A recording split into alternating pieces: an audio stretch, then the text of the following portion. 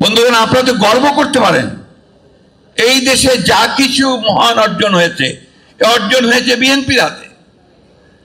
কারণ 1971 সালে যে স্বাধীনতা যুদ্ধ হয়েছিল, বাংলাদেশে যে স্বাধীনতা ঘোষণা করা হয়েছিল, সেদিন যিনি ঘোষণা করেছিলেন তিনি আমাদের দলের প্রতিষ্ঠাতা শহীদ প্রেসিডেন্ট জিয়াউর রহমান।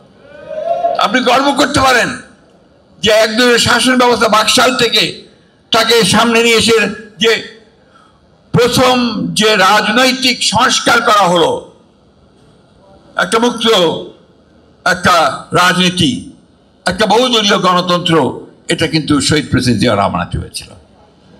সেদিন তিনি সমস্ত সংবাদপত্রগুলোকে স্বাধীন করে দিয়েছিলেন। এই যে আমাদের ভাইরা আজকে এখানে এতজন আছেন, একটা ছিল না, সব বন্ধ করে দিয়েছিল শেখ মুজিবুর রহমান। মাত্র 4টা সরকারি পত্রিকা চালু ছিল, মৌলিক অধিকার চলে গিয়েছিল।